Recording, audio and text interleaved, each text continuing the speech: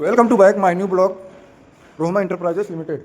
आप लोग देख सकते हैं ये रिफ्यूज़ एरिया है। इसमें जैसे ये बिल्डिंग जो बना रही है एल&टी लाइफ सेंटर, वो जो ये बिल्डिंग बना रही है इसका रिफ्यूज़ एरिया बनाती है। जैसे कोई पार्टी हुआ, कुछ भी होता है, फंक्शन कोई करवाता है तो इसी में ये करवाता है। हम लोग इसकी वायरिंग करे हैं। ये देख सकते हैं कि ये कैमरे का वायर है, कैमरे का वायर छोड़े हैं। और ये फायर का पाइप है जिसमें वाटर रहेगा, इसमें कभी शॉर्ट सर्किट होगा तो ये चालू हो जाएगा। और ये लाइट पॉइंट है, ये जैसे ट्यूबलाइट लगा है। ये फायर अलार्म है, स्पीकर है। स्पीकर ये फायर जब बजने लगेगा, ये स्पीकर बजने लगेगा जब कोई फायर शॉर्ट सर्किट होगा तो नीचे जाएगा, इसका कंट्रोल नीचे है। और अब देख सकते हैं ये ट्यूब रॉड है। और ये हमारा MCB बॉक्स है 6 वे का। ये 6 वे का MCB बॉक्स है। इसमें देखो ये RCCB लगाया है। RCCB इसलिए लगाते हैं भाई, कोई भी करंट लीकेज रहेगा तो ये RCCB ट्रिप कर जाता है। और ये 6 मॉडल का बॉक्स दिया है, 6 मॉडल प्लेट है। ये लाइट कंट्रोल का, ये 10 एम्पियर स्विच है और 6 एम्पियर सॉकेट है और 16 एम्पियर सॉकेट है। ये देख सकते हैं आप कि ये एल&टी का ये स्विच सॉकेट है। एल&टी का भाई बहुत लिग्रांड से भी अच्छा दिया है, देख सकते हैं।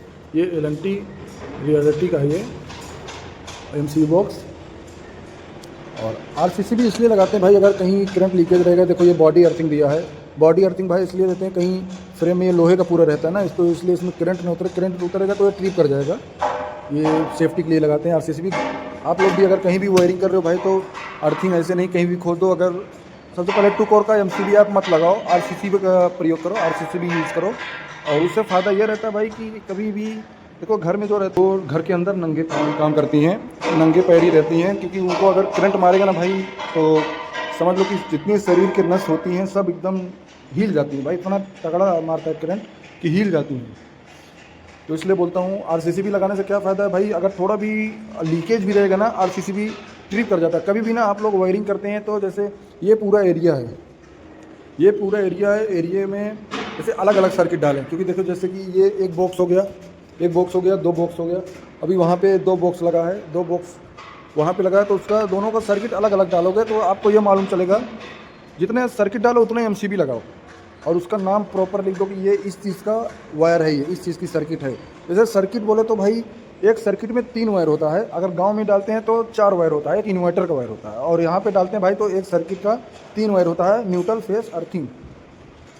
और जैसे कि आप लोग देख सकते हैं कि हमारा ये रिफ्यूज़ एरिया है। कोई भी अगर भाई कहीं भी आप वायरिंग कर रहे हो तो एक सर्किट में कम से कम जैसे 3 फेस का कनेक्शन है तो उसमें 5 वायर पड़ता है। अगर गांव में डाल रहे हैं तो 6 वायर पड़ता है। और जैसे मुंबई में हम लोग डालते हैं भाई तो 5 वायर पड़ता है। 3 फेस हो गया RYB neutral face, sorry RYB neutral earthing. और गांव में डालते हैं तो जैसे गांव में शहरों में डालते हैं तो वहाँ पे 7 वायर पड़ता है।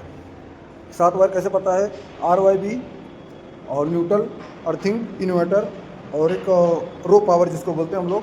रो पावर बोले तो जनरेटर का वायर, DG वायर जिसको बोलते हैं, वो DG का वायर पड़ता है